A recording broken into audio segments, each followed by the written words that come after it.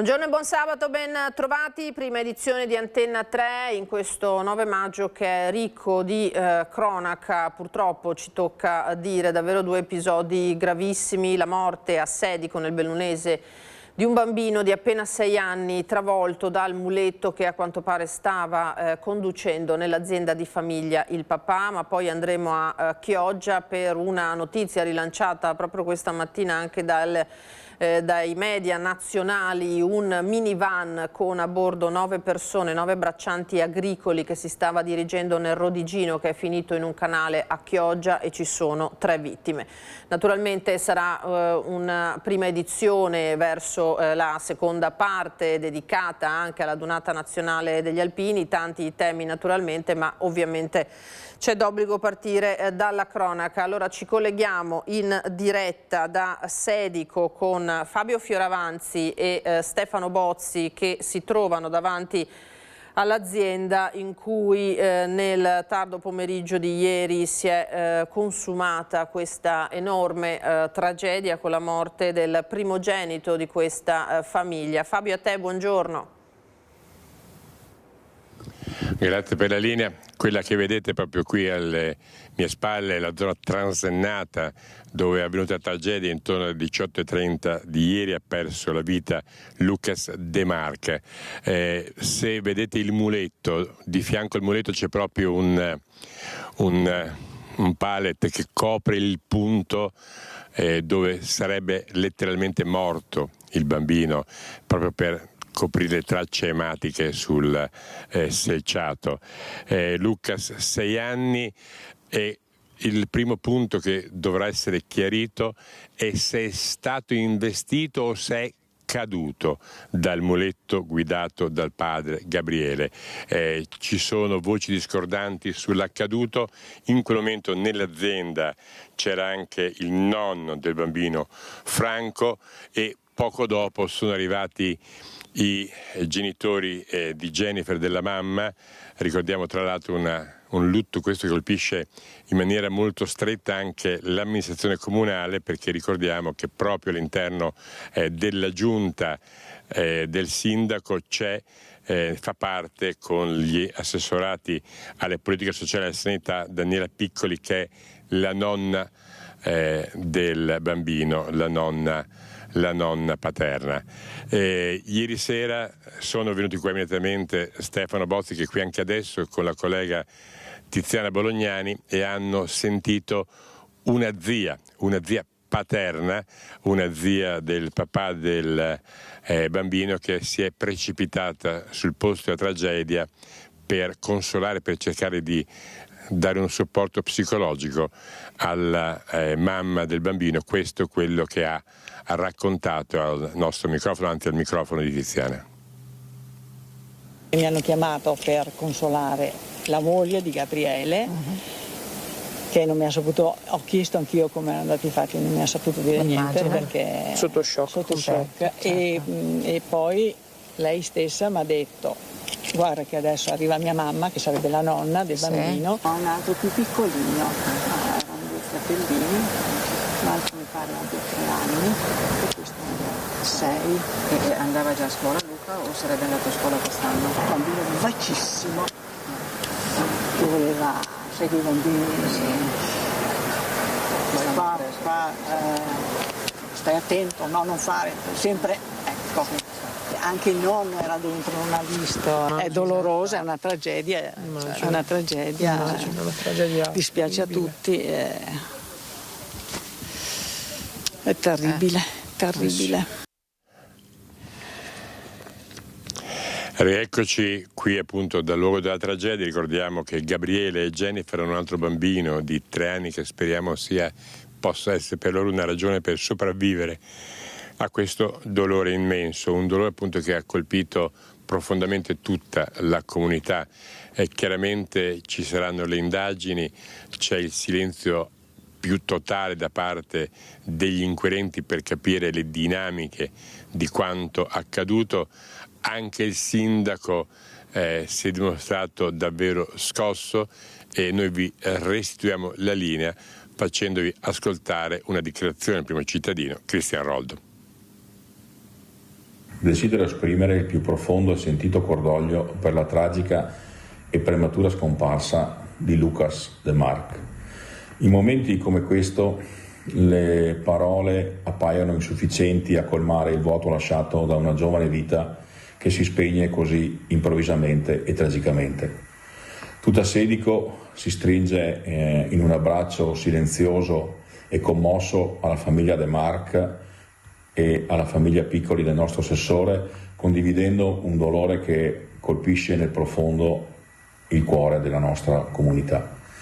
Come segno tangibile di rispetto verso Lucas e di sincera partecipazione al lutto dei suoi familiari, informiamo che le iniziative e le manifestazioni previste sul nostro territorio comunale per i prossimi giorni sono state annullate o rinviate. È un atto dovuto affinché la nostra comunità possa raccogliersi nel ricordo e nella riflessione, onorando la memoria di questo giovane concittadino. Siamo vicini alla famiglia con tutto il nostro affetto e la nostra solidarietà. Così dunque il sindaco di Sedico, grazie ai colleghi di Belluno, sia naturalmente per quanto raccolto nell'imminenza della tragedia ieri sera che poi questa mattina, ne riparleremo a lungo nei telegiornali di questa sera. In attesa di collegarci da Chioggia con Filippo Fois che è sul luogo, ve lo dicevo in apertura, della morte di 3 braccianti agricoli stranieri in un minivan finito in un canale, 9 quelli a bordo, 6 risulterebbero illesi, 3 purtroppo le vittime. Ci spostiamo a Cessalto dove è pronto per noi Cristian Arboit. Oggi è il giorno dei funerali dell'anziana che lunedì è morta nell'incendio della propria abitazione. Tra l'altro era riuscita a uscire insieme al marito, ma era voluta rientrare per salvare alcuni dei ricordi accumulati in una vita. Sindaco Emanuele Crosato, che è con il nostro Cristian Arboit, che ci parlerà anche di un altro tema, quello dell'incidentalità sulle strade. Cristian, a te. Sì Dina, buongiorno anche da parte di Nicoletta Rizzetto. Sono qui con Emanuele Crosato, sindaco di Cessalto, su una delle tante strade di confine del comune. Questa strada porta a Ceggia ed è nota perché solitamente si percorre ad altissima velocità. Sul posto, come vedi, c'è anche una pattuglia della polizia locale perché c'è in corso un evento con le scuole in una villa storica che si trova proprio qui a pochissimi metri, e il sindaco Crosato proprio in questi giorni si sta ponendo un interrogativo: utilizzo o no gli autovelox e soprattutto posso utilizzarli, perché fino a oggi, nonostante le rassicurazioni, nonostante le promesse e le premesse, il Ministero, in particolare il Ministro Salvini, non ha dato nessun chiarimento, quindi vi trovate con gli autovelox mobili fermi. Sì, buongiorno a tutti.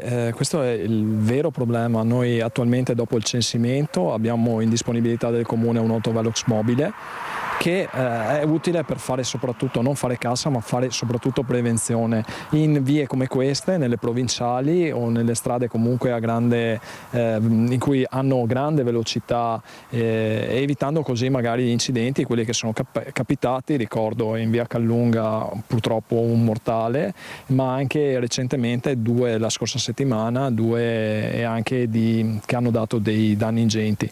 2 incidenti in via del Lago sulla strada per San Stino di Livenza e la strada che costeggia la 4. In un caso è rimasto coinvolto anche un bimbo di 8 anni e sullo sfondo c'è sempre l'alta velocità. Quindi lei dice: noi dobbiamo poter utilizzare questi autovelox. Sì, noi vorremmo utilizzare questi autovelox e non per fare cassa ma per fare sicurezza. Purtroppo c'è la distinzione tra gli omologati, che non ce ne sono, è solo scritto nel codice della strada, però i nostri sono certificati come quelli di gran parte dei comuni della provincia e purtroppo non potremo utilizzarli, o meglio, se li utilizziamo c'è il rischio di un contenzioso, di ricorsi, e quindi con dei danni sia per il comune per le spese legali e anche dei rischi della Corte dei Conti per i funzionari. Pertanto Questo ci mancano delle sicurezze, di avere delle direttive chiare per poter utilizzare i nostri mezzi che abbiamo acquistato, abbiamo sempre mantenuto e tarato come da normativa. Pertanto è folle non poterli utilizzare. Quindi è una vexata question, perché ormai va avanti da anni questo discorso, ma negli ultimi mesi doveva esserci questa risposta da parte del Ministero. Tra l'altro la Prefettura di Treviso, lo ricordo, nel settembre scorso aveva avviato un monitoraggio di tutti i dispositivi presenti sul territorio, dispositivi fissi e mobili. Una risposta doveva arrivare a dicembre e poi non se n'è fatto più nulla, e intanto le vittime, lo vediamo anche dai fatti di Chioggia, continuano a esserci e le strade continuano a essere teatro di tragedie immani. Sì, assolutamente. Noi purtroppo magari la collettività o alcuni vanno ad applaudire Fleximan che taglia gli autovelox, noi invece vorremmo utilizzarli per fare sicurezza, non per fare assolutamente cassa, perché si parlava di qualche migliaio di euro di sanzioni fatte, quindi un irrisorio, però era proprio un metodo per fare sicurezza, perché io per primo si sa che se non colpisci il portafoglio poi le persone non stanno attente, purtroppo spesso l'alta velocità porta agli incidenti. Quindi il suo è un appello urgente, il suo e di altri primi cittadini, perché si sciolga definitivamente il nodo di questi autovelox. Sì, e ci diano la possibilità di fare, ribadisco, prevenzione. E qui quant'è il limite? 70? Qui c'è il limite di 70. Però mi pare di aver già visto.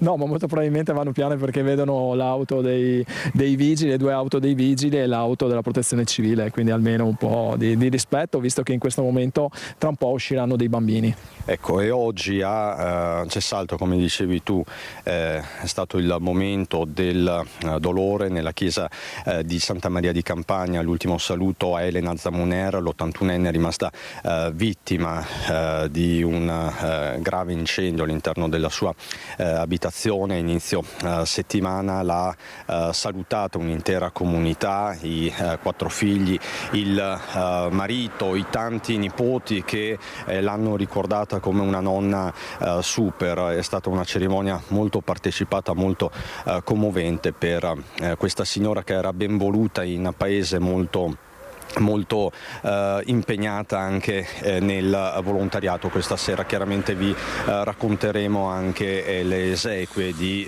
questa sfortunata signora, perché insomma è stata una tragedia anche questa che vi ha colpito nel profondo, Sindaco. Sì, una vicenda tristissima, e va al cordoglio mio, dell'amministrazione, ma di tutta la cittadinanza, alla famiglia. Oggi è il momento proprio del ricordo della signora.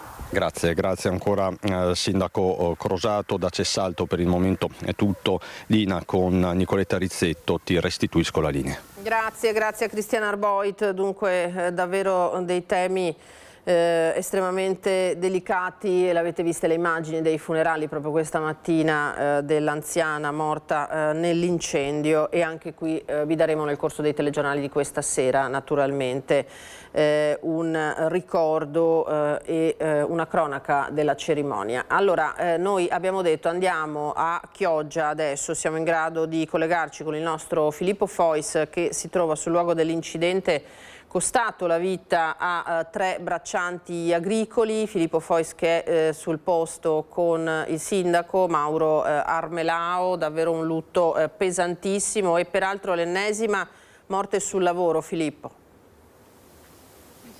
Sì, esatto Lina, è veramente un bilancio pesantissimo e drammatico quello che ha provocato l'incidente questa mattina alle 6:30 nel luogo in cui ci troviamo. Adesso vi facciamo vedere anche esattamente cosa è successo. Nel frattempo salutiamo e ringraziamo il sindaco di Chioggia Mauro Armelao. Siamo in comune di Chioggia, la località è Calino, questa è l'idrovora di Sant'Anna, al di là del muretto che vi sta inquadrando in questo momento Paolo Ponchio, che è stato letteralmente Sandro Ponchio, che è stato letteralmente abbattuto dal minivan. C'è una piccola stradina molto stretta, piena di curve. Noi abbiamo visto peraltro, sindaco, che ne parlavamo poco fa, che in questa strada ci sono già stati diversi incidenti e voi pensavate proprio di metterla in sicurezza. Il minivan ha sfondato il muro è caduto ribaltandosi su questo laghetto artificiale. 6 persone sono riuscite a mettersi in salvo, 3 invece, che erano quelle sedute di fronte, hanno perso la vita. Sono tutti braccianti, originari del Marocco. Questo oramai credo che lo possiamo dire con sicurezza, perché all'inizio le informazioni erano un po' incerte, che si stavano recando a lavoro probabilmente in qualche azienda della provincia di Rovigo, che è qui vicino, Sindaco. No, da quello che ho capito questi sono partiti dalla zona del Polesine e stavano arrivando proprio nel nostro territorio per andare a lavorare sui campi di qualche azienda agricola qui del territorio. E non so per quale causa, insomma, sono andati a sbattere contro il muretto, sono finiti in acqua e 3 purtroppo hanno perso la vita, insomma. Diceva che proprio voi stavate contando di mettere in sicurezza questa strada. Sì, in che modo? Esatto, i lavori pubblici hanno già dato un incarico a un professionista per progettare appunto una strada, ecco, proprio dritta, ecco, da strada Santa Margherita fino ad arrivare al centro di Calino, proprio per evitare di dover percorrere tutte queste curve, questa strada stretta che ovviamente ha tutte queste chiuse da parte ovviamente che sono gestite dal Consorzio di Bonifica Delta Po, che oltretutto è prontamente intervenuto perché con la caduta del furgone c'è stato uno sversamento di gasolio anche in questo bacino che deve essere aperto ogni tanto per poter dare acqua ai campi e usarla per l'irrigazione. Quindi, al momento è stato chiuso. Al momento è stato chiuso, era già chiuso, lo tengono chiuso perché adesso stanno effettuando le operazioni di bonifica appunto dell'acqua proprio per scongirare qualsiasi tipo di inquinamento per il territorio. C'è qui anche il direttore del Consorzio di Bonifica che l'ho chiamato, è intervenuto sul posto e adesso stanno chiamando una ditta specializzata per poter proprio bonificare bene tutta questa parte di acqua. Stamattina lei è stato, credo, avvisato dai carabinieri prontamente di quello che era accaduto, è intervenuta subito anche la polizia locale, cosa le hanno detto? Lei poi è arrivato qui, cosa ha visto?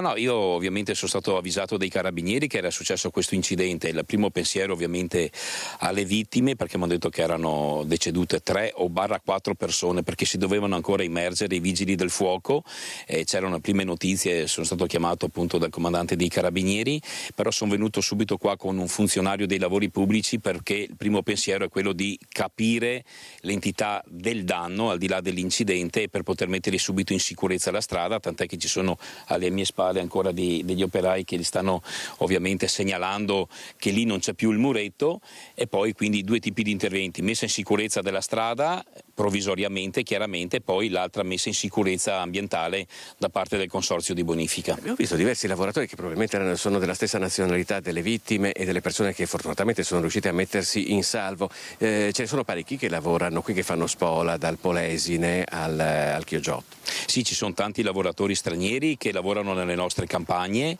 che sono i cosiddetti lavoratori stagionali. Ecco, non c'è solo la stagione sulle spiagge, sugli hotel, sui ristoranti, ma c'è anche la stagione sul settore orticolo, diciamo, che è un settore ovviamente importante come quello della pesca. Anche il settore orticolo è un settore importante per il nostro territorio, che dà da lavorare a tanta gente e che dà ovviamente anche degli ottimi prodotti agricoli, insomma. Ecco, purtroppo però dobbiamo piangere 3 morti sul lavoro. Oggi purtroppo è successa questa cosa, magari l'hanno percorsa anche tante volte questa strada, però è stata fatale questa fuoriuscita dal mezzo, insomma, ecco. Non ci voleva, perché io adesso non so se questi tre ragazzi, insomma, perché li ho visti, hanno famiglia, hanno dei figli, insomma, però volevo cercare di recuperare il numero di telefono del datore di lavoro, anche per ovviamente esprimere solidarietà da parte della città di Chioggia a 3 lavoratori che ovviamente non venivano qui per giocare ma per lavorare. E purtroppo hanno perso la vita. Noi ringraziamo il sindaco di Chioggia, Mauro Armelao, risentiamo la linea allo studio. Grazie ai colleghi di Venezia. Tra l'altro chiederei cortesemente alla regia di mostrarci proprio l'immagine del furgone. Eccolo qua, una volta tirato su dal laghetto artificiale, lo avete sentito, in cui è finito, vedete com'è ridotto, e a perdere la vita, come diceva il collega, i lavoratori che si trovavano nella parte anteriore del mezzo. Sono riusciti a uscire invece, a mettersi in salvo gli altri 6 occupanti del furgone. Allora, tra poco torneremo sul tema delle morti sul lavoro, gravissimo naturalmente, perché la provincia di Venezia conta di fatto altre 3 vittime dopo un'altra morte un altro infortunio mortale di appena 2 giorni fa, ma c'è stato anche il rischio di un annegamento da parte di un ragazzino in Brenta nelle scorse ore, e dai volontari che lavorano nel fiume arriva un appello. Sentiamo. Oggi è successo un increscioso episodio che ha visto dei ragazzi che hanno affrontato questa rapida senza nessun dispositivo di protezione individuale, quali salvagenti, caschi, eventuale muta, con delle canoe improvvisate da questa spiaggia, e uno è caduto, ha perso la canoa e ha rischiato di annegarsi. Attimi di grande spavento questa mattina lungo il Brenta, dove alcuni ragazzini si sono lanciati in una discesa del fiume in canoa senza le dovute precauzioni. Uno di loro si è ribaltato ed è riuscito a salvarsi solo aggrappandosi a una roccia prima di essere trascinato via dalla corrente. Subito sono scattati i soccorsi, sul Brenta sono arrivati i vigili del fuoco e i carabinieri, ma del gruppo di improvvisati canoisti non c'era traccia. Le imbarcazioni sono state ritrovate lungo le spiagge del Brenta e confermavano i sospetti degli esperti come Ivan Pontarollo, che vive del fiume e sul fiume. I ragazzi infatti hanno usato mezzi senza protezione, non avevano il salvagente, i caschi e tutto quel che serve per affrontare una discesa in sicurezza.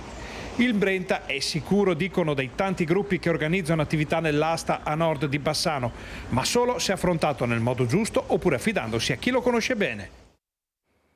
Le insidie dunque delle acque, ma torniamo al tema delle morti sul lavoro. Ci sono state naturalmente, stanno continuando le reazioni per la tragedia di Chioggia da parte in particolare del mondo sindacale, che ha reagito in maniera forte e unitaria anche alla tragedia di Maerne. Si è sentito un urlo disumano, questo è il racconto dei testimoni di una cittadina all'indomani dell'incidente in cui ha perso la vita un uomo di 50 anni precipitato da un tetto, con appunto le rappresentanze sindacali che ancora una volta dicono basta, ma abbiamo visto anche questa mattina che purtroppo questo stillicidio continua.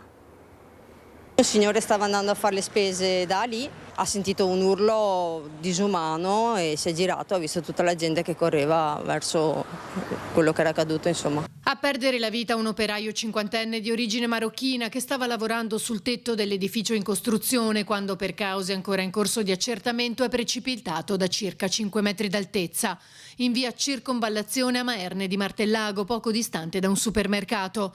L'uomo, dipendente di un'azienda in subappalto specializzata nella posa di guaine, era impegnato nella realizzazione della copertura della struttura quando è precipitato. Le sue condizioni sono apparse subito gravi. Sul posto è intervenuta un'ambulanza del SUEM 118 che l'ha trasportato all'ospedale di Mestre, ma i traumi riportati erano troppo gravi e dopo qualche ora non c'è stato più nulla da fare. Sul posto sono giunti anche i carabinieri di Mestre e i tecnici dello Spisal che dovranno verificare il rispetto delle norme di sicurezza, mentre l'area del tetto è stata posta sotto sequestro. I sindacati ribadiscono l'importanza della formazione. Sul posto CGIL e CISL hanno appeso le loro bandiere e dei fiori in segno di solidarietà e un chiaro messaggio: basta morti sul lavoro. Come Venezia abbiamo la maglia nera rispetto al Veneto, siamo dietro solo a Verona. Dobbiamo ribadire soprattutto rispetto a queste persone che sono straniere, ove purtroppo in questi paesi stranieri manca la cultura della sicurezza. Dobbiamo cercare di fare di più, non bastano solamente corsi di formazioni e leggi, dobbiamo cercare di investire su tecniche pratiche per portare questa cultura della sicurezza e per evitare che ci siano questi morti. Richiamo l'iniziativa che abbiamo fatto come CGIL sul referendum proprio per queste situazioni qui, in cui è l'azienda che appalta e deve rispondere della sicurezza. Quel referendum non è passato, e adesso ci troviamo in queste condizioni. Il governo non pervenuto. C'è bisogno di una cosa importante, tanta formazione per la percezione del pericolo. Se anche i lavoratori che vanno sui tetti non percepiscono il pericolo, non ci sarà nessun protocollo che tiene, non ci sarà nessuna manifestazione sufficiente. Possiamo combattere questo dramma solo se ci aiutiamo tutti insieme. La notizia ha suscitato profondo dolore nella comunità di Martellago. Il pensiero che una creatura si alza la mattina, va a lavorare e non fa più ritorno a casa è un incubo che tutti noi non vorremmo mai sentire. La necessità di creare una cultura della sicurezza diventa una priorità, perché queste cose non le dobbiamo più sentire. Mi stringo alla famiglia, ai suoi colleghi, ai suoi amici, a tutti coloro che l'hanno conosciuto. E proseguono intanto le ricerche della mamma sparita con i 2 figli e 4 cani provenienti dal Piacentino. La macchina, lo sapete, è stata trovata a Tarcento. Segnalazioni di avvistamenti in diversi luoghi del Friuli Venezia Giulia, tra cui il centro commerciale Tiare di Villesse.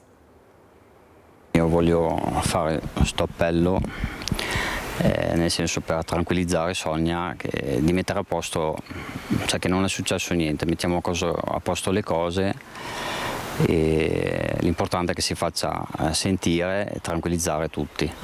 Yuri Groppi lancia un appello all'ex moglie Sonia Bottacchiari di 49 anni, spera che le sue parole possano arrivare a lei o ai 2 figli di 14 e 16 anni spariti nel nulla con i 4 cani dal 20 aprile scorso dal Piacentino, quando sono partiti in direzione Friuli a bordo della Chevrolet Captiva grigia ritrovata la mattina del 7 maggio in via Montegrappa, pochi metri più in là del campo base allestito a Tarcento per le ricerche. Se non si sono spostati sono qua in paese, se no si sono spostati con un'altra macchina. L'anno scorso i ragazzi erano venuti qua in Friuli a fare un'arrampicata. Sono tornati qua, magari è la stessa persona che gli ha fatto fare sta arrampicata e quest'anno magari ha fatto qualcosa di diverso, anche perché hanno preso del filo da pesca, del sale per attirare bestie selvatiche e delle radioline. L'ultima cella agganciata dai loro telefonini è stata a Tarcento tra il 21 e il 22 aprile, poi il silenzio. L'ho sentito proprio il giorno stesso che erano già in viaggio per sentire se erano arrivati e dove, perché non mi avevano ancora detto dove campeggiavano o alloggiavano, diciamo. Mi ha detto che sarebbero arrivati al camping ai Pioppi a Gemona verso le 11:10. Poi è finita lì la conversazione. Quando è che ha cominciato ad avere paura che potesse esserci qualcosa, visto che non aveva più contatti? Da quale momento? Già da martedì sera, quando non li ho sentiti, poi ho avuto la conferma del camping che mi ha detto qua non sono mai visti, quindi sono andato direttamente dai carabinieri. I 3 sarebbero stati visti al centro commerciale Tiare di Villesse dopo il ritrovamento dell'auto a Tarcento, quindi nelle ultime 24 ore. Nell'auto, fotografata per l'ultima volta di passaggio a Tavagnacco in direzione nord, non è stato lasciato nulla. Bagagli, tende da campeggio e altri oggetti, caricati prima di partire, sono stati portati via. Le indagini sono condotte dai carabinieri della Compagnia di Cividale del Friuli e della stazione di Tarcento, impegnati nelle ricerche Vigili del Fuoco, Protezione Civile e Forestale. Ragazzi, state tranquilli, speriamo che ci vediamo presto. Questo è l'appello dunque del papà di questi ragazzi spariti insieme alla mamma. Andiamo sul sito del Corriere della Sera, che apre con la notizia relativa all'antivirus, controlli del Ministero su 4 turisti passati da Roma, erano sull'aereo con una vittima. È una notizia che interessa anche il nostro territorio, perché l'agenzia ANSA fa sapere che il Ministero ha attivato la sorveglianza attiva su 4 passeggeri che erano a bordo di un volo KLM in coincidenza per Roma, sul quale alla salita per pochi minuti una donna che si trovava sulla nave in questione, poi ricoverata a Johannesburg, dove è morta a causa dell'antivirus. I recapiti dei 4, sottolinea una nota, sono stati acquisiti e le informazioni trasmesse alle regioni di competenza. C'è anche il Veneto insieme a Calabria, Campania e Toscana, affinché appunto venga attivata la sorveglianza nel principio di massima cautela. Non viene esplicitata di quale provincia del nostro territorio si tratti, ma riguarda anche la nostra regione. Vedremo se ci saranno aggiornamenti su questo. Noi adesso andiamo a un'altra vicenda e altre immagini che hanno fatto Il Giro d'Italia, dal corteo Pro Pala allo scontro con la polizia. Siamo alla Biennale di Venezia, mentre una ventina di padiglioni restano chiusi per protesta contro Israele. È stata davvero una giornata ad alta tensione ieri a Venezia.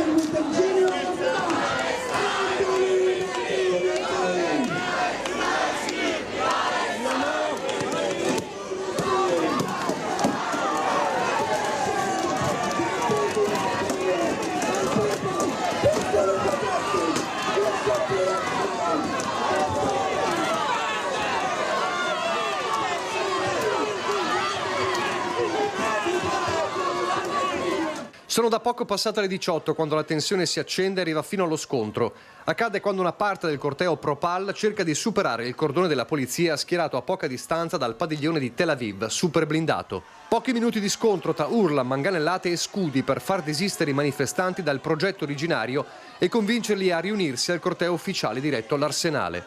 Un fiume di gente di oltre 2000 persone è partito da via Garibaldi alle 16:30, un fiume eterogeneo formato dai lavoratori del mondo della cultura e organizzazioni legate alla sinistra radicale con i centri sociali del nord-est in testa. Due realtà unite dalla volontà di puntare il dito contro il padiglione israeliano, tornato all'esposizione dopo lo stop nel 2024.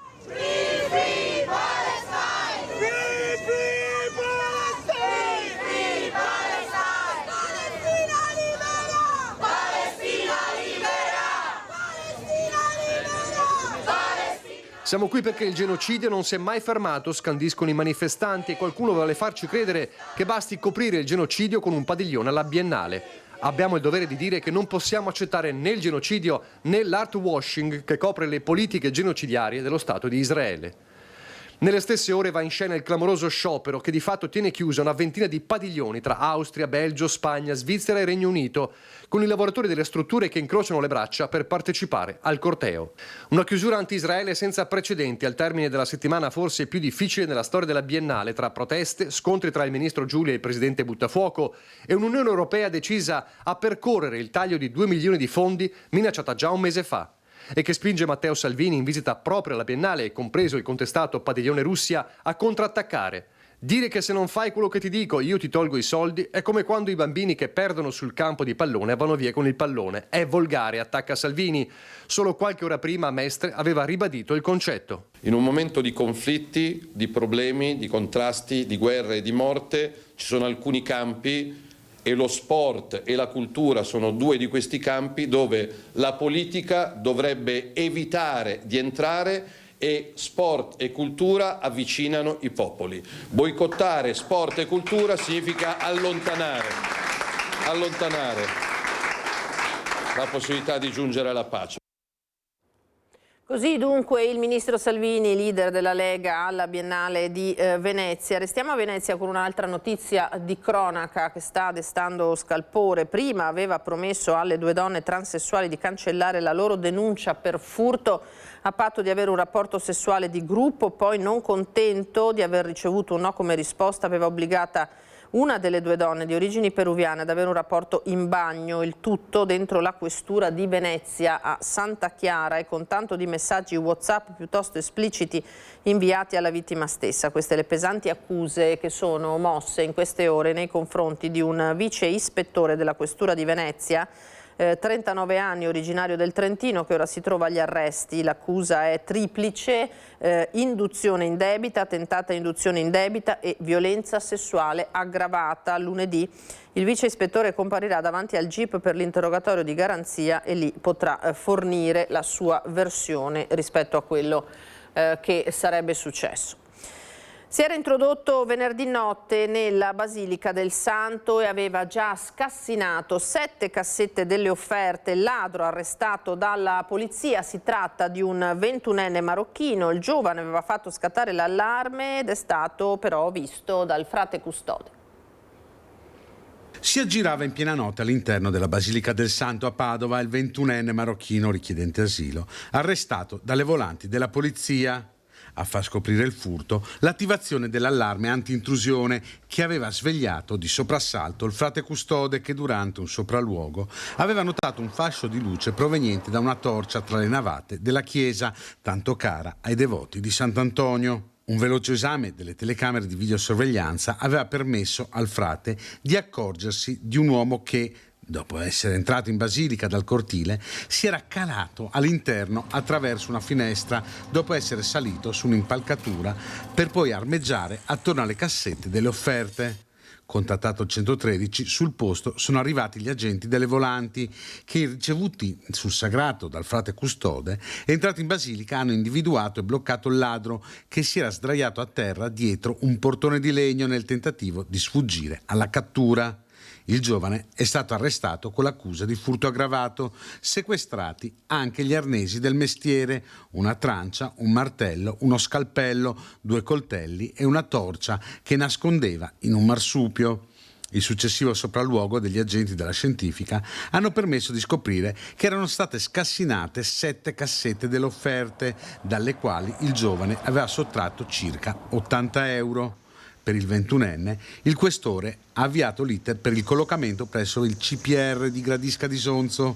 Indagini sono in corso su altri 2 furti analoghi avvenuti durante la notte in chiese della città, nei quali è stato rubato denaro dalle cassette delle offerte o dai fondi cassa delle sagrestie.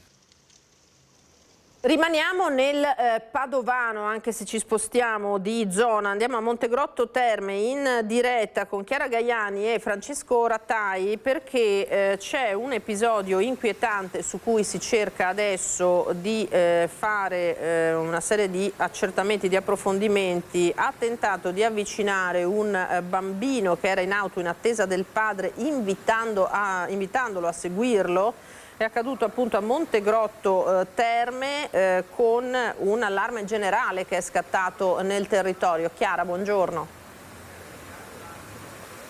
Lina, buongiorno ai telespettatori di Antenna 3 con Francesco Rattai. Ci troviamo proprio nel posto dove è avvenuto questo episodio, ovvero a ridosso della stazione di Montegrotto Terme. È accaduto per la precisione giovedì pomeriggio. Un bambino di 9 anni era rimasto in auto mentre il padre era sceso a prendergli un gelato quando è stato avvicinato da un uomo che gli ha detto vieni via con me. Il bambino immediatamente ha iniziato ad urlare e tutto è finito qui. Ovviamente molto spaventato, ha raccontato quanto era accaduto al padre, che ha sporto denuncia ai carabinieri che stanno indagando. Intanto partiamo dalla descrizione, perché il bambino è stato in grado di fornire un identikit di questa persona, un uomo sulla cinquantina, alto circa 1,80 m, capelli bianchi, barba corta. Giovedì indossava una felpa nera e dei pantaloni verdi. Dicevamo, le indagini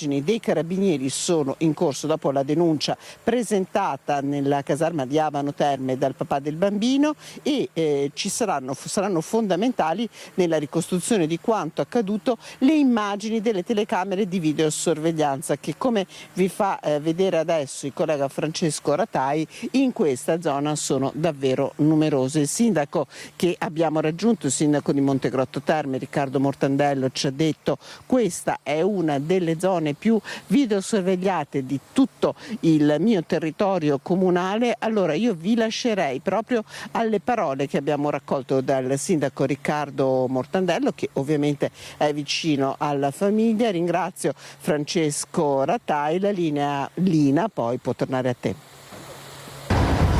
Pieno sostegno all'Arma dei Carabinieri che sta indagando e piena vicinanza alla famiglia rispetto a questo episodio che ha visto uno sconosciuto avvicinarsi a un bambino e tentare di farlo uscire dalla macchina dove stava aspettando il papà affinché comprava un gelato. Ovviamente con i Carabinieri esiste già un grande rapporto di collaborazione, grazie a una convenzione posta in essere hanno libero accesso a tutto il nostro sistema di videosorveglianza che soprattutto in quella zona è molto performante. Quindi chiunque abbia delle intenzioni poco nobili da svolgere nel nostro territorio stia molto attento, perché prima o dopo viene scoperto. Come abbiamo scoperto quella persona che defecava volontariamente e volutamente nei pressi del piazzale della stazione, anche in questo caso il sistema di videosorveglianza è attivo e capiremo chi è questa persona per capire che reali intenzioni aveva. Grazie ai colleghi di Padova, davvero un episodio inquietante, lo avete sentito. Noi continuiamo con i nostri collegamenti dal territorio, cambiamo decisamente tema, andiamo di nuovo tra i cittadini di Isola Vicentina mobilitati contro il progetto per la realizzazione di un impianto di frantumazione inerti, il secondo nella zona industriale. Qui oggi ci sono radunati in presidio con il consigliere regionale Carlo Cunegato, che ha presentato alla Giunta un'interrogazione in merito. Sul posto per noi Daniele Garbin e Andrea Benetti. Daniele, a te, buongiorno.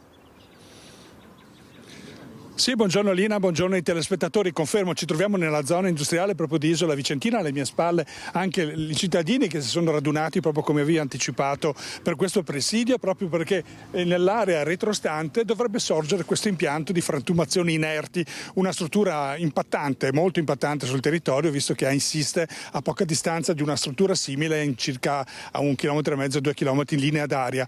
Ecco, avevamo già portato poi la voce dei cittadini che insomma hanno saputo qualche mese fa dell'avvio di questa pratica presentata in provincia, dove si chiede l'autorizzazione. Ovvio che immaginare che sorga qui in questa zona, ricordiamo che c'è la zona industriale, già fabbriche, anche un'azienda alimentare qui vicino, dei campi anche dove viene coltivato foraggio, sarebbe preoccupante. Come aveva anticipato il consigliere Carlo Cunegato, buongiorno. Buongiorno a tutte e a tutti gli spettatori. Grazie. Ecco, abbiamo anche il portavoce dei cittadini del comitato. Sì, mi chiamo Mirko Ronzani. E anche il rappresentante dell'opposizione in Consiglio Comunale, Francesco. Sì, buongiorno a tutti anche da parte mia. Ecco, allora iniziamo subito la voce ai cittadini. Noi abbiamo detto qual è la situazione, voi avete avviato una petizione. Sì, una raccolta firme qui adesso in tutto il comune di Isola per fare conoscere anche ai nostri cittadini che c'è questo impianto che hanno presentato il progetto in provincia. Che problemi importerebbe a voi questo, soprattutto la prima cosa? La polvere di questi macchinari che frantumano pietre, materiali, demolizioni, insomma. Ecco, noi abbiamo visitato anche un impianto, quello che dicevo prima, sì. Sarebbero montagne, no, dietro, cosa sarebbe per chi? Vento, rumori? Rumore, l'aumento considerevole di mezzi pesanti che passano per le strade e anche per il centro del paese. E dopo anche il rumore di tutto il giorno tutto impianto che funziona, insomma. Certo. Ecco. Grazie. C'è un problema, oggi scade anche la prima fase, sapevamo della raccolta di documenti presentati in provincia per chiedere l'autorizzazione. In teoria, se fosse conclusa in questo modo, poi sarebbero anche la fase di pubblicazione dei progetti e poi le osservazioni fatte anche dal comune. Come si comporterà secondo lei il comune in questo momento? Ma io non posso parlare per la maggioranza, ovviamente certo. Per l'amministrazione. Parlo per la minoranza, molto in maniera sintetica. Questo è un territorio che, come si vede, è evidente, ha già dato molto allo sviluppo del Veneto e del nostro territorio. Quello che noi chiediamo come minoranza, e abbiamo già fatto un'interrogazione in questo senso, è che ci sia attenzione rispetto a quest'opera. È un'opera impattante, lo avete già detto voi, e avete già detto le cause per cui è impattante. È importante che l'amministrazione locale metta in atto tutto quello che può mettere in atto per sorvegliare, uso proprio questo termine, che tutto venga fatto, se necessariamente deve essere fatto, con assoluta attenzione, in maniera tale da ridurre gli impatti ambientali rispetto alle popolazioni al minimo possibile. Questo è quello che abbiamo chiesto con la nostra interrogazione. Perfetto, allora tra le cose ha accennato mozione, allora lasciamo l'ultima parola, non per ultimo, ma proprio più importante, insomma lei si è fatto portavoce di questa protesta dei cittadini, abbiamo capito che ci sono anche comitati che si stanno organizzando e su questo lei ha presentato a sua volta una mozione per rappresentare tutto questo in giunta regionale, vero? Sì, diciamo che questa è la buona politica, i cittadini che si mobilitano, una bella filiera politica in comune. Noi abbiamo fatto un'interrogazione in regione e anche Mattia Pillani Guzzonato anche in provincia. Qual è il problema? Qui ci sono dei cittadini che dicono che un'opera di di questo tipo in questo posto non deve essere fatta, perché ci sono le polveri, perché c'è l'aumento dei camion che è previsto di 54 al giorno. Ma non solo i cittadini, anche quelli che hanno i campi, cioè queste polveri non possono esserci vicino a campi coltivati, ma non solo chi ha i campi, anche chi ha le aziende. Vedete, lì ci sono delle aziende, c'è un'azienda alimentare che dice: se viene qua un mio cliente e fa un audit, io perdo i clienti. Quindi diciamo c'è una filiera virtuosa, non è il fronte del no, lo abbiamo visto sul caso Silva, no? Sul caso Silva nessuno diceva che un'azienda insalubre di quel tipo non può essere fatta in assoluto, ma non poteva essere fatta sopra quel posto dove c'è ovviamente una delle filiere dell'acqua più importanti del Veneto. Anche qua noi non diciamo no a un'opera, diciamo no a un'opera vicino alle case dove ci sono gli abitanti, che hanno ormai capito che un modello di sviluppo basato sul profitto fino a se stesso non va bene,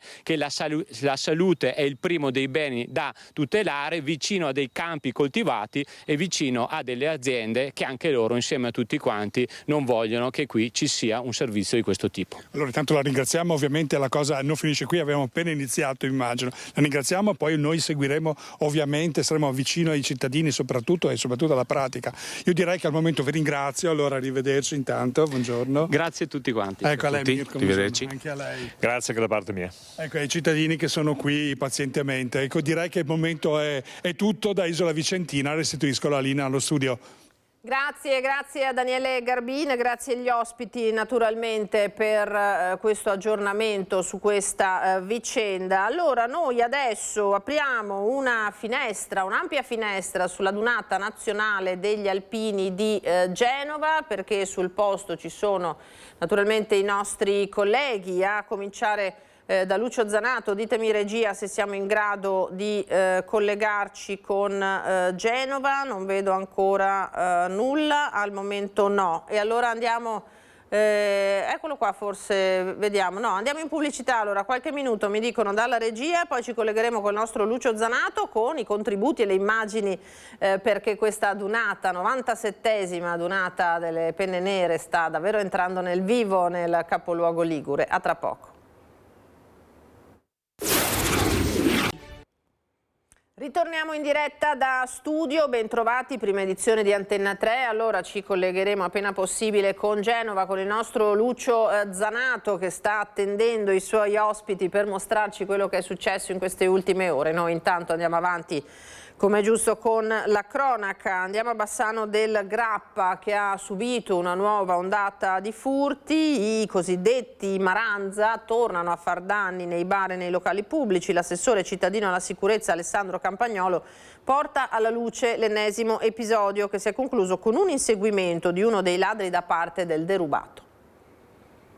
Mi risulta che comincia a prendere un attimo piede questo meccanismo di ragazzotti muniti di monopattino che si aggirano nelle vicinanze o dentro alcuni locali pubblici nell'immediata adiacenza al centro storico. E da quello che riesco a intuire sembra scelgano delle vittime che magari si avvicinano a consumare e si ritrovano improvvisamente senza portafoglio. E questo è un indicatore. È un indicatore che ci permette di valutare questa novità del fenomeno, ma anche di avvisare, di mettere nell'avviso sia gli esercenti che i frequentatori di certi locali che bisogna stare molto attenti, perché se comincia a farsi strada questo modus operandi bisogna essere pronti. E quindi cosa posso dire di più? So che è successo nelle vicinanze di Bassano, del centro storico, so che il cittadino ha anche rincorso i soggetti non perdendoli di vista, e di questo mi raccomando. Non prendiamo iniziative che possano essere a nocumento o che mettano a repentaglio l'incolumità del cittadino. Sicuramente i carabinieri e la polizia vanno immediatamente informati tempestivamente.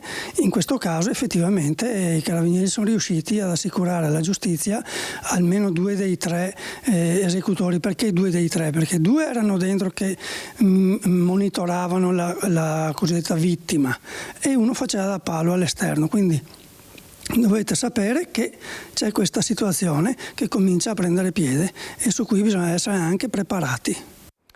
Da Bassano al Padovano, un 15enne è stato minacciato di morte e rapinato da 2 studenti, pensate, di 17 anni, subito individuati e denunciati dalla polizia. Era la terza rapina che mettevano a segno nell'anno in corso, nel 2026. La rapina, la fuga e l'intervento della polizia. È una storia tutta tra minorenni, quella avvenuta a Padova, dove i 2 autori di una rapina sono stati individuati dagli agenti delle volanti e della squadra mobile. La vittima è un 15enne, minacciato di morte mentre cammina per strada, da 2 ragazzi di 17 anni che si sono fatti consegnare 20 euro. I poliziotti, arrivati sul posto, hanno rintracciato i 2 giovani che in questura hanno ammesso le colpe e restituito il denaro. In questo caso andare a minacciare un coetaneo si parla di rapina e dobbiamo insistere nella costruzione della responsabilità, ma inteso come responsabilizzazione, no, dei ragazzini fin dalla preadolescenza, rendendoli consapevoli appunto, no, delle condotte che pongono in essere. I 17enni, un italiano e un tunisino, sono stati segnalati alla Procura per i minorenni di Venezia per il reato di rapina in concorso e sono già noti alle forze dell'ordine per 2 precedenti rapine. Ci vuole l'impegno di tutti, compresa scuola e famiglie, ai primi segnali di devianza. Affinché poi non degeneri in vera e propria criminalità giovanile, perché poi il conto arriva, nel senso che alcune volte siamo trovati dinanzi a ragazzini di 20-21 anni che per aver commesso reati nella minore età poi hanno dovuto scontare ed espiare le conseguenti condanne. Inoltre il questore Marco Dorisio ha disposto per entrambi, già colpiti da Visorale e Daspo Willy, quello che impedisce di frequentare bar e locali pubblici, anche il Daspo fuori contesto, in pratica il divieto di accesso alle manifestazioni sportive per 5 anni. Hanno la finalità di farli riflettere, una sorta di ulteriore, come dire, cartellino giallo, richiamo forte, anche perché poi quando vengono convocati nei nostri uffici per la notifica della misura di prevenzione personale vengono con i loro genitori, quindi è anche un momento per far capire che stanno probabilmente arrivando al limite. Ed è anche un sostegno alle stesse famiglie che in molti casi confessano di avere difficoltà con i loro figli. Tema baby gang, responsabilità penale sotto i 14 anni. Il presidente dell'associazione Furti in Corso, Christian Demma, ha presentato al governo e al capo dello Stato un disegno di legge per aprire una discussione sui reati commessi proprio dai giovanissimi. Tengo finalmente in mano un disegno di legge che si occupa dei reati minorili e delle baby gang, che era quello che un po' avevo promesso in trasmissione da voi, che mi sarei dedicato a fare. Avevo già presentato quello per i reati, per i furti in abitazione e le truffe, e adesso, dopo un 3 mesi abbondanti di studi da parte mia, sono riuscito a organizzare il disegno di legge. Dalla responsabilità penale minorile alle misure rieducative al contrasto alle baby gang. 10 articoli che Christian Demma ha raccolto in una proposta di legge che ha inviato nelle ultime ore ai Ministeri della Giustizia e dell'Interno, al senatore Ostellari, con cui Furti in Corso ha un canale aperto da tempo, ma anche alla Premier Meloni e al capo dello Stato Mattarella. I primi 2 punti sono incentrati sulla responsabilità penale dei minori, puntando l'attenzione sulla punibilità al di sotto dei 14 anni. Ho aggiunto che nel caso di associazione a delinquere, adesso sto facendo un riassunto ovviamente, o una forma organizzata o di gruppo o sostanze stupefacenti, anche dai 12 ai 14 anni deve esserci la punibilità. Il disegno di legge analizza poi il caso di reati commessi da giovani tra i 14 e i 18 anni, soffermandosi sulle misure rieducative obbligatorie e sulla responsabilità genitoriale. Dove ci sono delle aggravanti specifiche, dove ci sono percorsi educativi obbligatori e rafforzati, anche poi per le famiglie, dove ci sono delle messe in moda delle famiglie, famiglie. Altro capitolo, quello relativo alle baby gang, con l'accento sul contesto urbano considerato un aggravante. Dove c'è una finalità di intimidazione delle persone e dove c'è un controllo del territorio, cioè questa baby gang vuole controllare quel territorio, mi dispiace che tu abbia 14 anni o no, devi subire le conseguenze. Demma auspica che il documento possa avere un seguito con l'avvio di una concreta discussione. Mi auguro di ricevere una telefonata o una PEC di qualcuno che dice incontriamoci e discutiamone, sarebbe veramente una cosa bella perché è la voce di tutti. Lei ha deciso di consegnarlo anche a noi questo testo? Sì, ufficialmente lo consegno a voi con tutta la relazione illustrativa in maniera che poi potete magari farlo vedere nelle slide o anche se qualcuno dei vostri telespettatori lo vuole vedere potete girarglielo senza problemi. Alleggeriamo adesso e allora apriamo questa finestra su Genova, 97esima adunata nazionale degli alpini. Vedo il nostro Lucio Zanato pronto in diretta con un bel sole e parecchi ospiti. Adunata che entra nel vivo, Lucio, ma già da ieri le prime cerimonie ufficiali e davvero tante immagini, tanti aspetti da raccontare di questa adunata in una città tutta particolare.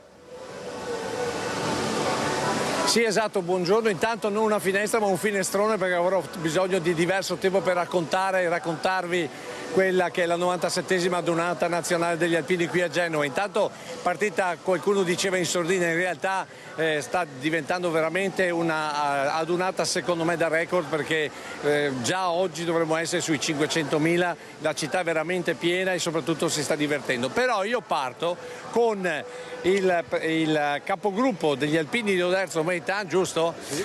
E per chiederle subito, voi qui vi state facendo un giro, come vedete l'adunata da Opitergini? Allora, l'adunata è iniziata benissimo, siamo arrivati ieri sia il gruppo Alpini di Oderzo ma soprattutto il coro ANA di Oderzo che è impegnato in 2 concerti, uno ieri sera alla Madonna del Suffragio a Recco, invece questa sera si esibirà al San Francesco de Paola qui a Genova in un concerto con altri cori. L'adunata sta andando molto bene. Dove siete alloggiati? Noi siamo alloggiati a Recco perché il coro ovviamente ha degli impegni e quindi era giusto trovare una collocazione. È stato un po' difficile trovare da alloggiare? Ci siamo mossi un anno prima, quindi dal punto di vista logistico siamo a 35 km, però tutto sommato ci stiamo muovendo bene, quindi comunque una bella adunata.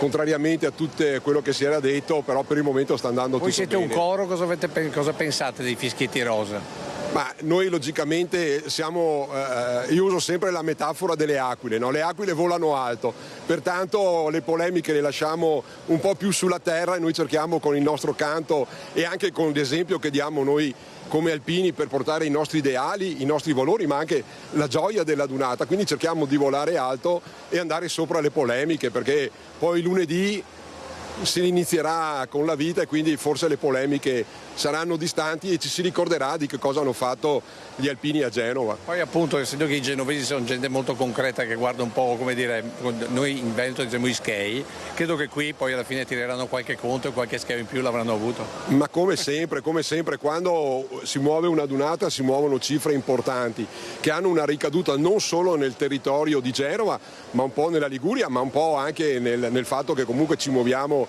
negli autogrill, nei B&B e quindi comunque la ricaduta è importante e quindi giustamente c'è anche questo aspetto da tenere in considerazione. Ma poi voi stasera venite a farvi un giro qua? Beh, sicuramente noi prima... Anche perché noi siamo in diretta dalle 9:15. Voi siete bravissimi e fate anche un servizio ottimo per tutti i trevigiani che sono a casa e non possono essere qui alla dunata. No, per me raccomando perché se faccio brutta figura a casa. Ma noi cercheremo di comportarci da alpini, ma fare festa però comportandoci da alpini. Quindi l'appuntamento stasera per cantare, mi raccomando, vi aspettiamo qua, magari in piazza. Grazie intanto. E proprio per riprenderci quel discorso legato ai fischietti, alle presunte molestie, insomma a questa città che non voleva gli alpini, sentiamo cosa ha detto Marco Bucci, che è il presidente della regione Liguria, ieri quando è arrivata la bandiera di guerra del reggimento alpini direttamente dal Libano nella cerimonia ufficiale proprio davanti al Palazzo Ducale. Sentite cosa ci ha detto.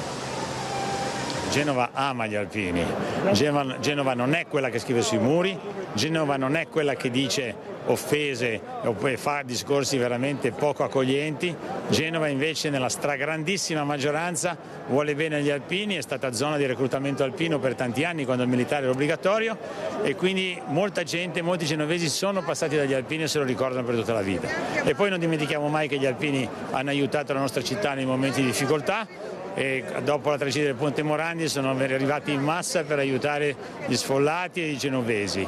A loro diciamo grazie per quello che hanno fatto, per quello che fanno oggi e soprattutto per quello che gli alpini faranno in futuro, perché noi ci crediamo, li vogliamo e auguro a tutti gli alpini di divertirsi qui a Genova, di fare una bellissima adunata e di ritornare poi con le loro famiglie o con i loro amici.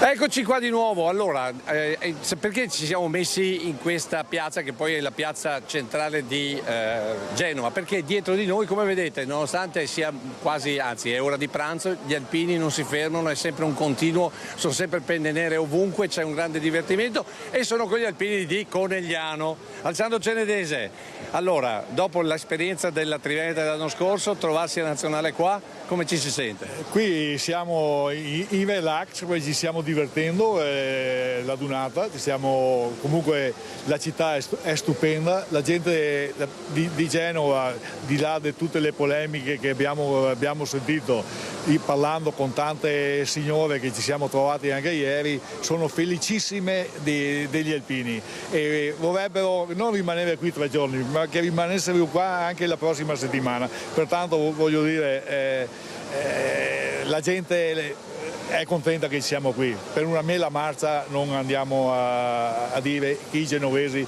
non ne vogliono sapere, i genovesi sono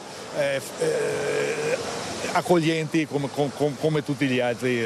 Io ho visto un video dove c'è un coro, una banda che suona all'interno di un negozio che è stato ristrutturato, o sbaglio? No, eravamo, tu ti riferisci al video che ti ho mandato ieri sera, eravamo in porto con il nostro gruppo, della nostra sezione, il gruppo di Fontigo, che tra l'altro tra di loro ci sono 4-5 elementi che suonano con una banda e lì è stata lietata un po' la serata con delle cante, insomma abbiamo fatto notte fonda. Però lì ho visto che l'avete riadattata all'area perché era un negozio, ho visto che ci sono tende. Era una tenda. Ah, proprio una tenda? Sì, sull'area del porto è un campeggio, praticamente tende, capannoni, camper. Insomma alla fine hanno aperto anche quello che inizialmente sembrava chiuso. Sì, veramente era dentro, era un paese dentro al porto e lì c'era un po' di tutto, comunque ci siamo divertiti, mangiato bene.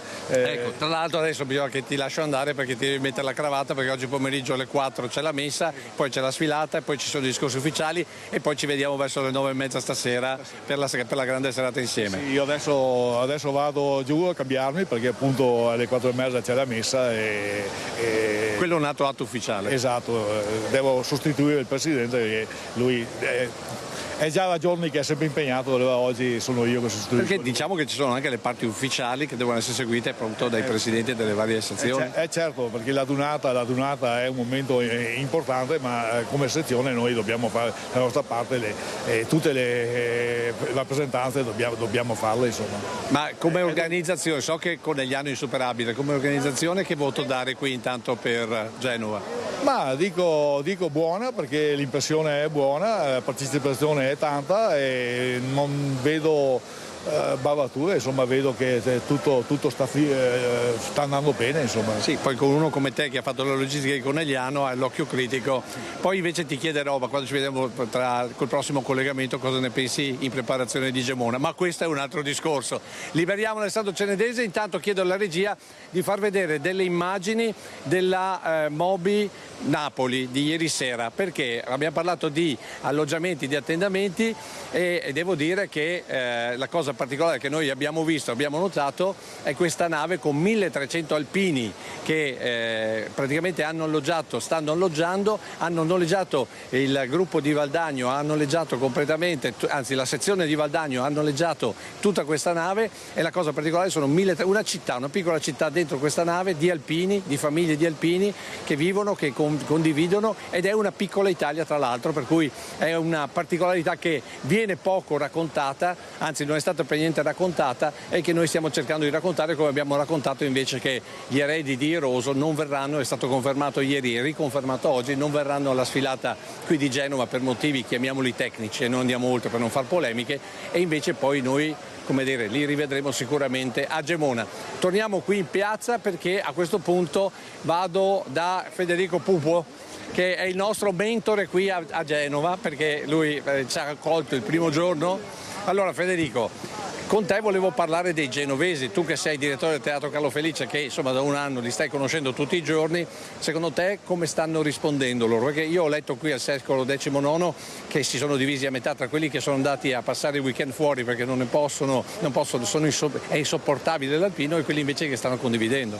Allora, non si sono divisi a metà, diciamo che la maggioranza dei genovesi hanno accolto con grande entusiasmo gli alpini, si stanno divertendo insieme a noi, quindi certo ci sono dei disagi come in ogni città, come avviene in ogni adunata, 400.000 persone che arrivano creano qualche scompiglio, ma c'è grande entusiasmo e grande adesione per tutti. Ecco, poi sempre per la cronaca, rimani qua con me, devo dirvi due cose di cronaca. La prima, che 3 alpini hanno salvato la vita a un signore che gli è venuto un infarto durante diciamo così, lo struscio, possiamo definire così, si è sentito male, ha avuto la fortuna di avere 3 alpini, di cui una donna, che gli ha praticato il massaggio cardiaco, gli è venuto un infarto, e la moglie dice non erano 3 alpini, sono stati 3 angeli, insomma dimostrazione che gli alpini ci sono sempre. È la conferma che gli alpini ci sono, e quando c'è un problema di qualsiasi natura intervengono subito, sono dei volontari straordinari e soprattutto preparati. Senti Federico, ma poi io ho letto anche un'altra cosa, che alpini accerchiati da 20 giovani, indaga la Digos, pare che ci sia questa caccia al cappello come trofeo, addirittura la penna.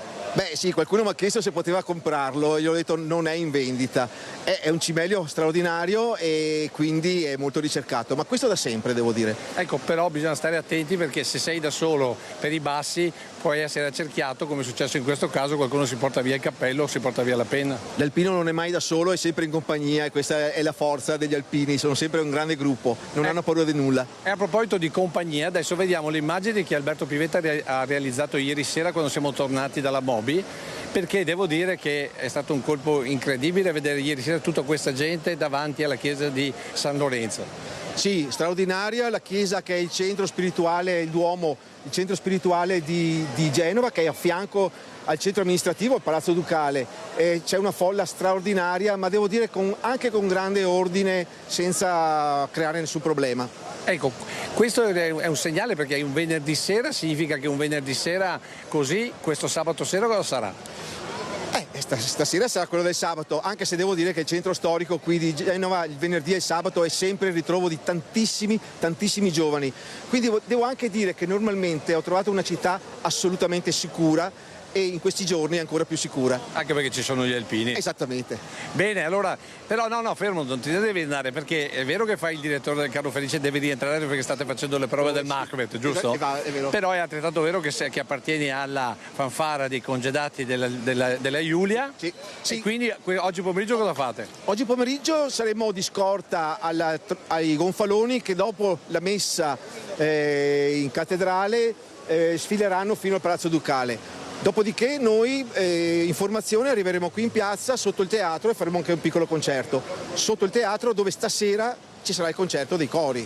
E che noi faremo vedere in alternativa alle 2 troupe che avremo in diretta in giro per la città, una al porto e una proprio qui lungo lo sfilamento. I cori di questa sera sono particolari, mi pare, quelli che avete al teatro. È organizzato dal coro Cauriol, che è il coro qui genovese, con altri 2 cori, non ricordo, però devo anche dire che i genovesi stanno ascoltando gli alpini, perché qui è una festa di musica e di cori continuamente, dalla mattina alla sera, quindi quello del teatro è un'occasione particolare, ma ascoltare i cori avviene in ogni momento, in ogni angolo della città. Ecco, allora diciamo che questa sera sarà una grande festa che noi seguiremo sia dentro il teatro sia fuori il teatro. Ma certo, assolutamente, una cosa che non termina con il concerto e non inizia con il concerto.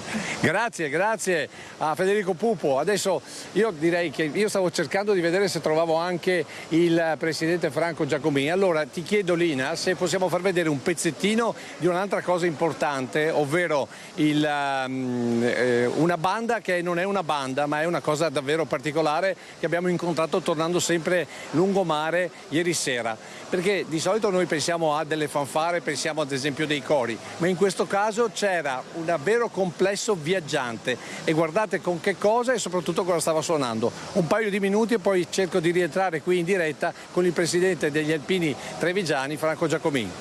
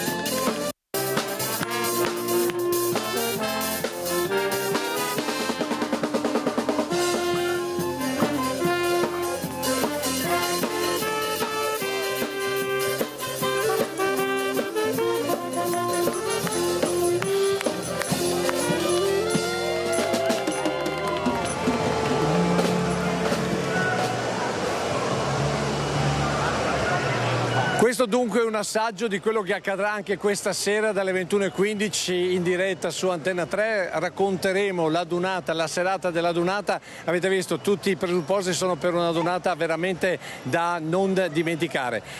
Prima di rincontrare Franco Giacomini, presidente degli Alpini di Treviso, che sta salendo qui da Viale 20 Settembre, intanto vi faccio vedere questo colpo d'occhio per ribadire che cos'è la dunata di Genova. Questo è il viale principale da dove poi sfileranno sfileranno gli alpini domani, quindi lo rivedete nel corso della lunga diretta che dalle 7:30 Antena 3 metterà in onda fino al termine, come sempre, della sfilata, con il commento principale del commentatore ufficiale, ovvero Stefani, che è già presente qui e si sta preparando proprio per dare quel suo commento, quel suo modo di raccontare la dunata, che è assolutamente unico.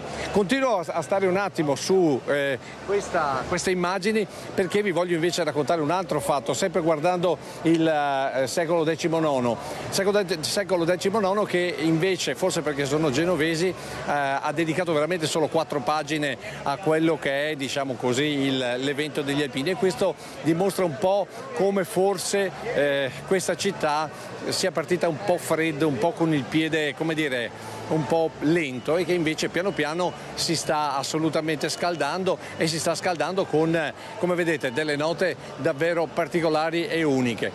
Ricordo appunto lo sfilamento, lì in fondo, per intenderci, c'è il luogo dove c'è la cittadella militare che ieri è stata inaugurata, e proprio perché c'è appunto questo sfilamento, noi pensiamo che la partenza è fissata intorno alle 9 con i primi gruppi che sfileranno, e andrà avanti, stando ai numeri, sicuramente almeno fino alle 19:30, questo per dare, diciamo così, un po' il senso dell'orario. Ricapitoliamo invece quelli che sono gli appuntamenti della giornata. Sì, volevo solo ricapitolare gli appuntamenti della giornata, cioè noi questa sera, oggi pomeriggio, seguiremo quelle che sono le parti, diciamo così, ufficiali, quindi la Santa Messa e quindi anche l'omelia del Vescovo, a seguire invece i discorsi ufficiali del Palazzo Ducale, e questa sera dalle 21:15 cominceremo la lunga serata con il collegamento da Carlo Felice per i cori, e poi naturalmente con 2 troupe, una della zona del porto, abbiamo già definito, con il nostro Omar Costantini, e noi invece che staremo qui, io e Alberto Pivetta, qui in Piazza De Ferrari, ma poi per seguire via 20 settembre e quant'altro, proprio per raccontarvi la serata. Non vedo arrivare il presidente Giacomin, evidentemente si è perso in mezzo ai suoi alpini. A questo punto non mi resta che ridarti la linea e noi ci sentiamo più avanti. Grazie Lucio Zanato, Alberto Pivetta, grazie per questo lungo collegamento, davvero l'entusiasmo cresce a Genova, bellissimo. Avete sentito gli appuntamenti, per cui ve li ricordo anch'io: dalle 21:15 stasera la diretta della serata alpina su Antenna 3, emozioni davvero che continuano in un crescendo. Vedremo la rassegna dei cori, delle penne nere dal Teatro Carlo Felice, collegamenti dalle piazze, dal porto, dalla nave degli alpini con i nostri inviati, l'avete sentito. Poi domani mattina imperdibile dalle 7:30 per tutta la giornata la diretta non stop per raccontare quello che è il momento clou naturalmente della dunata, lo sfilamento delle penne nere, con commenti e poi con i messaggi che voi, sempre numerosissimi, mandate da casa. Allora regia, noi ci fermiamo per un altro veloce stacco di pubblicità, poi ci collegheremo via telefono con il nostro Lorenzo Maier, perché c'è un'altra festa che sta per iniziare, quella del Venezia Calcio. A tra poco. Ritorniamo in diretta da studio, gli ultimi minuti della nostra diretta, ma immancabile il collegamento in telefonica con il nostro Lorenzo Maier, perché a Venezia non solo biennale, Lorenzo, c'è oggi pomeriggio la grande festa del Venezia che non solo ha battuto il Palermo, ma naturalmente ha vinto il campionato e si prepara a festeggiare a San Marco, è così? Buongiorno Lina, buongiorno a te e a tutti i nostri telespettatori e buon sabato. Sì, una giornata di festa chiaramente per Venezia. Ovviamente ieri sera il primo abbraccio, possiamo dire, della tifoseria, che ha salutato il successo per 2-0 degli arancioni verdi contro il Palermo, che valgono, come dicevi giustamente da studio, la vittoria del campionato, un evento straordinario per la città, che quindi andrà celebrato. Poi ieri c'è stata l'invasione di campo, però in maniera del tutto inedita non si è svolta, come era stato annunciato, la premiazione, perché sarà oggi sul palco di Piazza San Marco. Ieri la tifoseria e tutti hanno tributato un grandissimo applauso, un abbraccio alla società, alla squadra, ai giocatori. Era anche la prima da presidente di Francesca Bodi, che si è subito dimostrata molto disponibile con tutti coloro che incontrava, ha posato per numerose foto, si è intrattenuta, ha avuto un ottimo impatto. La vittoria sul campo è stata meritata, c'erano anche diversi ex legati alla città di Venezia e alla squadra del Venezia, come ricordiamo il Doge e poi Amparo, ma anche Pippo Inzaghi, che è stato allenatore per 2 stagioni del Venezia, Ioron e Ceccaroni, per cui è stata davvero una festa. Oggi pomeriggio una grandissima celebrazione, il corteo acqueo partirà dal fondamento della stazione Santa Lucia intorno alle 16, è previsto l'arrivo dei giocatori ovviamente in un corteo di barca a remi che saranno intorno alle 17:40 ai giardinetti reali, almeno così è la previsione. Poi l'abbraccio di tutti in piazza, ricordiamo che in piazza tutti potranno venire liberamente, non c'è un biglietto, non c'è invito, non c'è alcuna prenotazione da fare, per cui se è stato difficile trovare i biglietti per la partita, invece questa è l'occasione per riempire la piazza e per venire. C'è spazio ovviamente per tutti, che si possa festeggiare in serenità, anche in serenità ma anche in sobrietà e in sostenibilità, perché davvero il parco di Piazza San Marco, la Piazza San Marco è il salotto buono della città, anche molto fragile, quindi raccomandiamo anche questo ai tifosi, non fumogeni, non cose che possono turbare i monumenti, ma un abbraccio spontaneo. Alle 18 circa ci sarà, tutti saliranno sul palco, i giocatori verranno premiati dalla Lega ufficiali di Serie B, quindi solleveranno al cielo di San Marco il meritatissimo trofeo. Poi la squadra festeggerà in un evento privato all'Arsenale, una cena con tutti i giocatori e lo staff e i dirigenti e gli sponsor, e domani poi rompete le righe e si comincerà subito a pianificare la prossima stagione di Serie A, il mercato e quant'altro, ma oggi godiamoci la festa. Benissimo, allora Lorenzo ci prepariamo a raccontare anche questo pomeriggio di entusiasmo e di sport per la città. Ti ringrazio e buon lavoro a te. A voi. Grazie al nostro Lorenzo Maier. Allora davvero giornate ricche quelle di Venezia in questi giorni, ma in generale in tutta la nostra regione. Allora noi non abbiamo più molto tempo, ma vi vogliamo riproporre innanzitutto il servizio realizzato dai nostri colleghi di Padova sul gesto che hanno deciso di intraprendere i genitori di una ragazzina morta da appena 12 anni, Azzurra. Si tratta di mamma Valentina e papà Mattia, che dopo la scomparsa della loro figlia hanno deciso di creare un'associazione in sua memoria e quindi di cercare di trasformare di elaborare questo dolore e trasformarlo in amore per il prossimo. Vediamo. Questa è una nuova canzone che sto facendo adesso, allora non la so proprio bene, però è Experience di Ludovico Einaudi.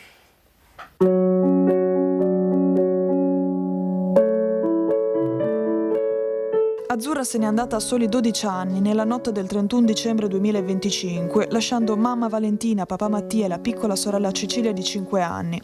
Proprio da questo immenso dolore, la famiglia ha scelto di far nascere qualcosa che possa aiutare gli altri, con l'associazione Azzurra come te.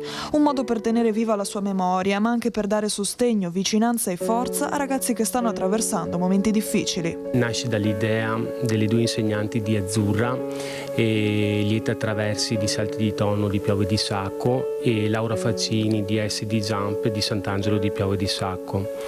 Questa associazione nasce con lo scopo di aiutare bambini e ragazzi dal futuro incerto e con poche possibilità. Noi con questa associazione, assieme agli assistenti sociali di Sant'Angelo di Piove di Sacco, individueremo dei bambini e dei ragazzi meritevoli con queste caratteristiche e ci faremo carico delle spese per intraprendere dei percorsi sportivi di danza, di musica, e li andremo a aiutare con i fondi che riusciremo a raccogliere con questa associazione. Perché certi legami non si interrompono, continuano nei gesti, nell'amore e nelle iniziative capaci di lasciare un'impronta oltre il dolore. Speriamo che con questa associazione il nome di Azzurra continui a vivere, perché per dei genitori perdere un figlio, parlo per noi, e la cosa più che ci potrebbe far star male è quello che lei venga dimenticata negli anni, e magari attraverso questa associazione teniamo vivo il nome di Azzurra. Pianoforti, hip hop e nuoto, le sue più grandi passioni, che affrontava quotidianamente con costanza e determinazione, e proprio dalla sua tenacia prende ispirazione Azzurra come te. Un lutto che ha profondamente colpito la comunità di Sant'Angelo di Piove di Sacco, dove vive la famiglia e dove Azzurra era amata. Amici e compagni di pop e di scuola faticano ancora a trovare la forza ad andare avanti. Un cuore grande e generoso, capace di donare amore a chiunque incontrasse, così ci racconta mamma Valentina. Siamo venuti a sapere che ha suonato il piano che hanno giù nell'atrio, le ha suonato per tutta la sua scuola, quindi tutti hanno ricordo di Azzurra, della sua canzone preferita, Nuvole Bianche, e io la vado un po' a interpretare come lei li avesse salutati, gli avesse detto ciao amici, ci rivedremo chissà tra quanto. Questa è la testimonianza raccolta dai colleghi di Padova di questi genitori e della forza con cui vogliono custodire il ricordo della figlia. Nell'Alta Padovana adesso, con un salto indietro nel tempo legato a un film che verrà girato tra maggio e luglio. Sentiamo. L'Alta Padovana si trasforma in un set cinematografico d'epoca per L'ultimo saluto, un film indipendente firmato Blue Side Media, diretto dal regista Luciano Luminelli, e che ripercorre la tragica e nobile vicenda di Mario Contu, il lanciere che nel 1943 sacrificò la propria vita per salvare i commilitoni da una rappresaglia nazista in Grecia. Le riprese stanno interessando luoghi dell'Alta, tra cui Santa Giustina in Colle, Cittadella e Villa del Conte, scelti per ricostruire l'atmosfera dell'immediato dopoguerra. Un film che ritratta scene di vita realmente successe nel dopoguerra e le trasforma in un racconto a tratti malinconico, a tratti molto emozionante, ma che parla di storia e parla di noi. Il film narra il trasferimento della famiglia Contu dalla Sardegna al nord Italia e il commovente momento in cui, 11 anni dopo i fatti, il capitano Lino Panetta rintraccia la madre del soldato per rivelarle la verità sull'eroismo del figlio, insignito della medaglia d'argento al valor militare. È un progetto che parla di una scelta che ai giorni d'oggi secondo me è molto importante, perché c'è molto individualismo, e Mario Contu invece ha deciso di sacrificare la sua vita. Poteva dire semplicemente: guardate, verranno uccisi gli altri 5 e mi faccio uccidere pure io. Lui ha detto: mi sacrifico per altre persone che hanno famiglia, io non ho nessuno. Quindi per me è un tema che per i giovani è molto importante. Il film parteciperà al Festival del Cinema di Venezia nella sezione dedicata alle opere venete. Allora, in chiusura vi ricordo la nostra programmazione. Dopo di noi subito Casa Pappagallo alle 13.35 e alle 15.45 il film dalle 5 alle 7, 2 ore per l'amore. E poi ci sono gli alpini naturalmente, allora dalle 21.15 la nostra serata alpina in diretta con collegamenti da Genova per la grande rassegna dei Colli delle Penne Nere dal Teatro Carlo Felice, e poi appunto collegamenti dalle piazze, dal porto e dalla nave degli alpini con i nostri inviati. Domani mattina dalle 7.30 per tutta la giornata la diretta non stop per raccontare il momento clou della dunata, lo sfilamento delle penne nere con i commenti e la possibilità di mandare come sempre i vostri messaggi da casa. Allora io mi fermo qui, grazie per essere stati con noi, grazie ai colleghi in regia, adesso le previsioni del tempo e a voi tutti un buon pomeriggio, arrivederci.